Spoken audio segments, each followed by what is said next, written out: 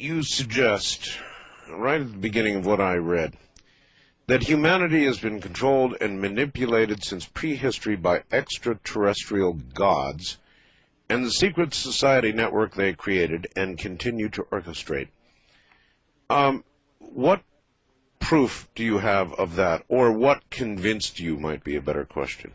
Well, to see the scale of the evidence, people have to read the books that I write, which are lengthy and detailed, and this particular one's coming out, The Biggest Secret, in the new year, in February.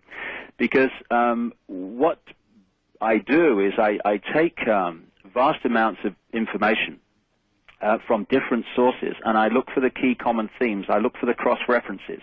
I look for the common things that keep coming up that push you in a certain direction.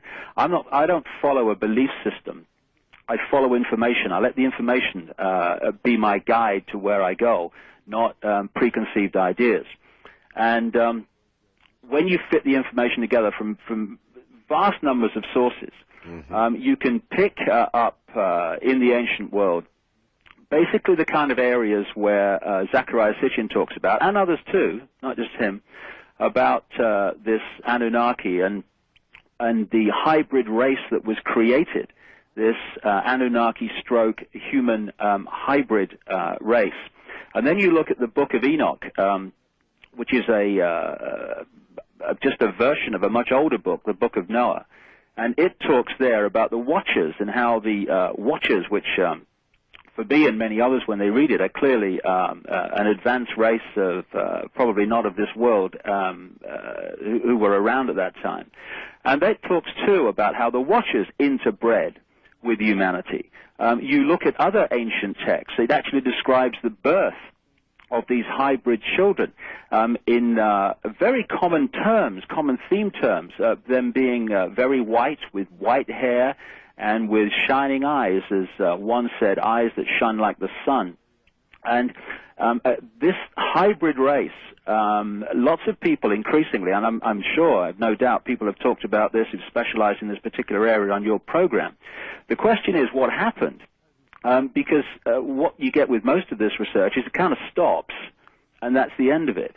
What I've done is, well, what happens here? What happened to these people? And what's fascinating is that you can pick up a white race, an Aryan race, in that very kind of area that these Sumerian texts and other ancient texts talk about. And I'm talking about the mountains of Kurdistan, of Iran, of the Caucasus Mountains area, of what we now call Turkey. And it's interesting that the word for white people that Americans have is Caucasian.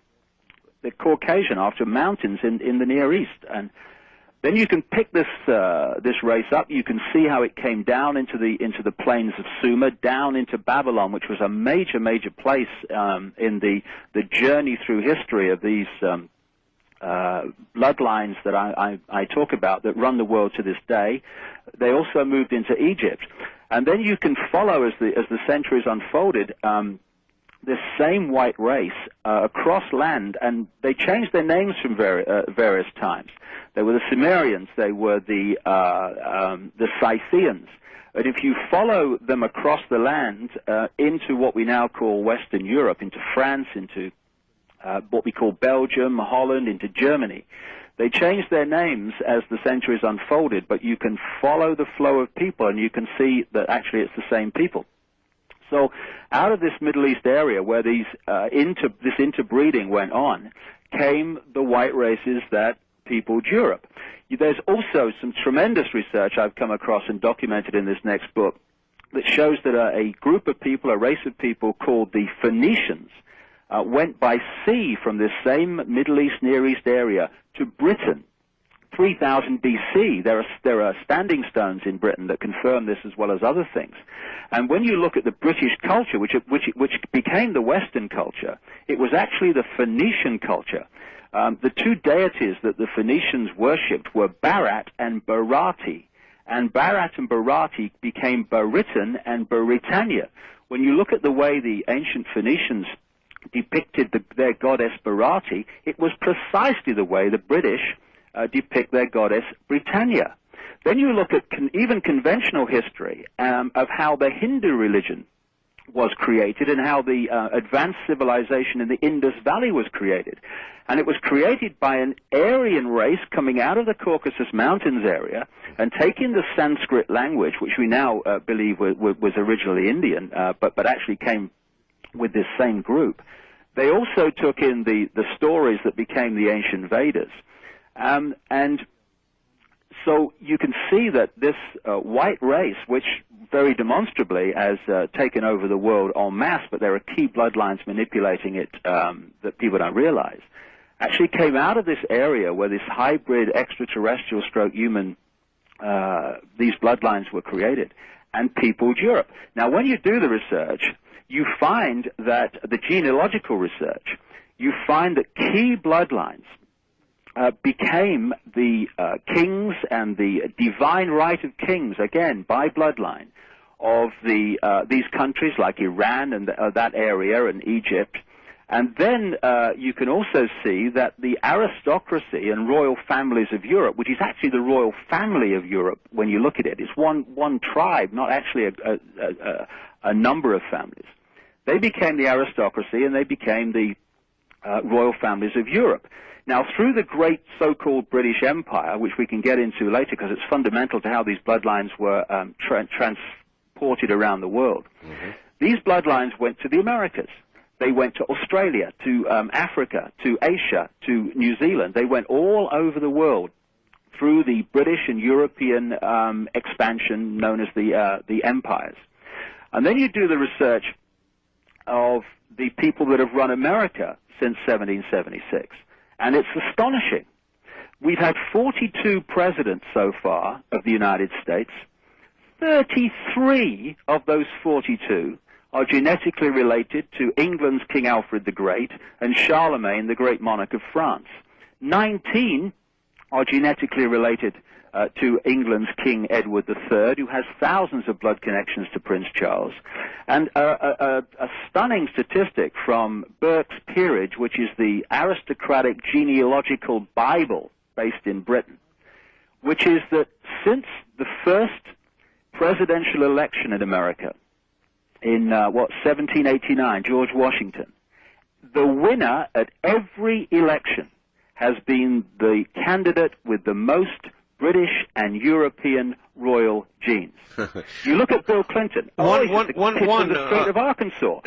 Bill Clinton is genetically related to the House of Windsor, the present royal family. He's genetically related to every Scottish monarch, to England's King Henry III, and to Robert I of France. David, one could imagine this genealogy having connections in the early presidents. No question about it. But as late as Bill Clinton? As late as Bill Clinton. I mean, you know, I'm not plucking this out of the air. This has come from Burke's Peerage, the Bible of aristocratic genealogy on the planet. This is amazing what you're laying out for us. The implications are that there, I guess, is a secret pool of knowledge that has been passed down among those with the right lineage. Am I getting that about right? Yeah, I mean, people need to ask themselves why the Eastern establishment of the United States interbreeds as obsessively as the royal families and the aristocratic families of Europe have always done. You take, for instance, George Bush. Yes. George Bush and Barbara Bush are the same bloodline. They go back to the Pierce bloodline, which is actually the Percy bloodline. They changed from Percy to Pierce when they crossed the Atlantic, which is an aristocratic family going way back in England. And so this obsessive interbreeding is not, as we've been led to believe, genetic snobbery. It's because they're trying to hold a genetic structure. And the stunning detail with which they keep these records of these lineages is unbelievable, really. And therefore, there is something which we need to establish, which is very, very important to these people, to do with the genetics and the blood. And it also connects into this thing the Nazis talked about. Indeed, not just the Nazis, but other people like Lord Bulwer-Lytton in his book, The Coming Race. Again, he was part of the genetic bloodlines too, an English guy. where they talked about the vril power in the blood that created, quote, supermen. And this obsession with the genetics of the body and holding that genetic structure, it's to do with what it gives them and what powers it gives them. And they, of course, this has got dissipated in some of these lines. Of course it has. But there are key lines that they have obsessively held as pure, quote, as they possibly can, from how they started back in the ancient world when they had this extraterrestrial intervention.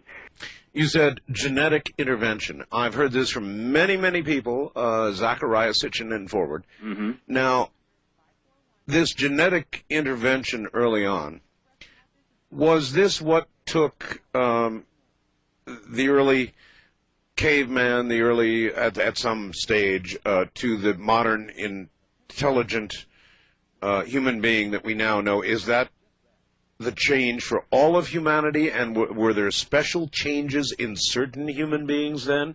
It's a very interesting question, and I don't think we can be definite on that, going that far back.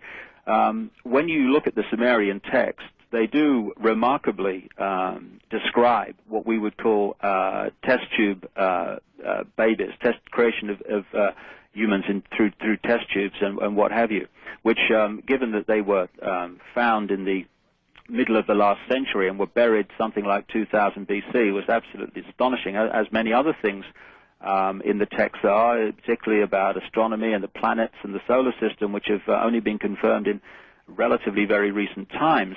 But in terms of the time scale and the scale of the intervention in terms of its effect on the human race in general, I'm still kind of open-minded about that. What is But I mean, the implications of what you're saying are that there was more than one intervention, or that...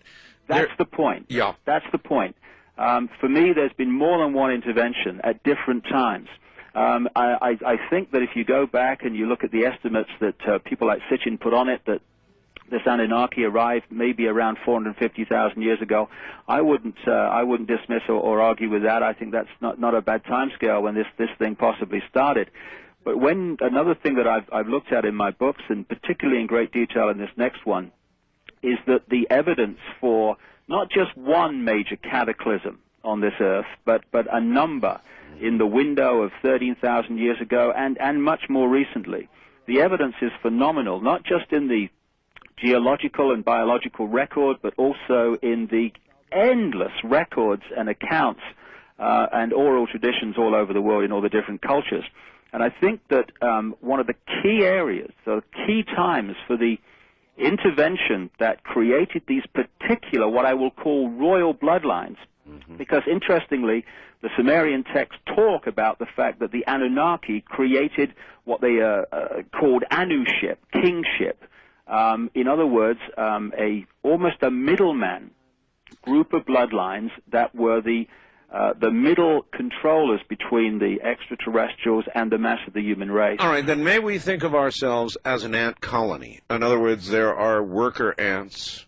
There are various levels of ants to the queen. And isn't that kind of what you're saying was done to the human race? They created a genetic strain of workers, which Sitchin believes. Mm-hmm. He believes, I think, to mine gold. Yeah, I I have many questions about that area, I must say. But I take your point, and it's not a bad summary. What I feel is, however, is this, and this is the positive side that we've really got to get our heads around across this millennium. The human race is not ordinary, and it's not powerless. But if you are a relative handful of people, and you want to control a mass of the people, yes, you cannot do it physically. This manipulation is not physical. There's not enough people. If you try to control a herd of sheep physically, you need 4 or 5 guys, maybe more, chasing each sheep. You bet. But it's not done like that with a herd or a flock of sheep. Most of them follow the one in front without question. And the others, the stragglers that don't immediately conform to that bar mentality, they are given the dose of the four-letter word that controls this world, fear, through the sheepdog, and then most of them, if not all of them, come into line. So what we're looking at is a mental and emotional manipulation that has bombarded, and the creation of religions, the major religions and others, has been fundamental in this. And again, look where all the major religions came out of, this same area of the world: Christianity, Judaism, Hinduism, out of the Caucasus Mountains I talked about earlier, Islam. All these major religions came from this same area of the world that this initial operation appears to have taken place in. And what I feel is that the key intervention was after the last cataclysm. It's interesting that when you look at the evidence of where agriculture started in the known world, it was at heights above 10,000 feet, which absolutely fits with the fact that there was some kind of massive flood or flow of water. In those mountains that I'm talking about, that area of the Middle and particularly the Near East, that mountainous area, the Caucasus, what we call Turkey, Iran, all that area. Yes. That's, for me, on the evidence that I put in some considerable detail in this next book, where this key intervention took place that created these particular bloodlines. When the waters then started to recede down from these mountains into the valleys of and the plains of Sumer, Babylon, Egypt, came these people. Now, there were two levels of knowledge. There was the advanced knowledge, which the extraterrestrials and their hybrids had access to, and there was the rest of the people. And what happened, it seems, when you talk to many researchers into this area, is that the mystery schools were set up, some of them very positive, to pass on some advanced information to people they considered were worthy and would use it positively. But as the years passed, this mystery school network was infiltrated, and indeed a negative mirror of it was created.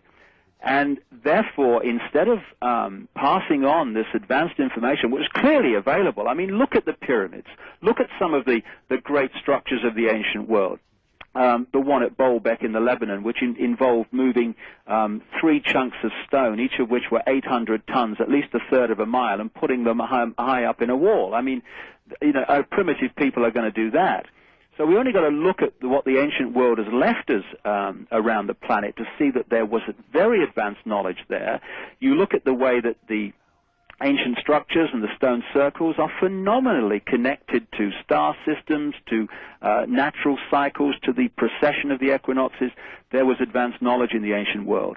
What happened is that this was sucked in as the years passed into this mystery school and later secret society network, and was passed on at the highest level only to those David? that were given or were chosen to have it. David, was this a physical science or a mental science? I think it was absolutely both. You know, some of the information that's now coming to light in shows like yours and others, where we're seeing the true nature of what is possible beyond what we call science, which is actually not science at all, most of it. It's not about open-minded research. It's about defending a belief system and a dogma.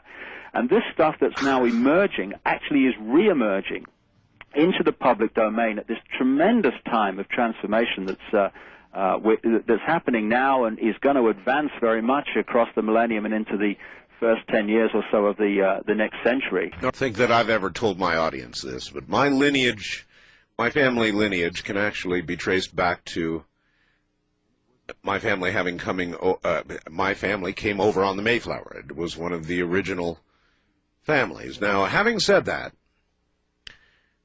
I'm going to read David a fax, and then we're going to see where we are here. The fax comes from British Columbia. We're heard throughout the Americas, and this is BC. Comes from Corey. Art, I need you to ask David a question. I met David in Aruba at a summer conference in June. Were you in Aruba in June, David? Mm-hmm. He goes on, David was signing his books at his table with many around him. I had a chance to ask him if he'd ever heard of Art Bell. and why he'd never been on your program. He told me the only reason he'd never been invited on your program was because you, Art Bell, are a 33rd degree Mason and would not want to be exposed on national radio. My question for David is whether he still believes you are a part of the higher elite Masons. Maybe you have this bloodline. David? Well, I have absolutely no evidence that you're a 33rd degree Freemason, so I wouldn't suggest that you're a 33rd degree Freemason. If you're asking me about your show, I think it's... Did you give that answer to this man? Do you recall that? Well, I have no evidence that you're a 33rd degree Freemason, so why would I say that? I take it you're not a Freemason.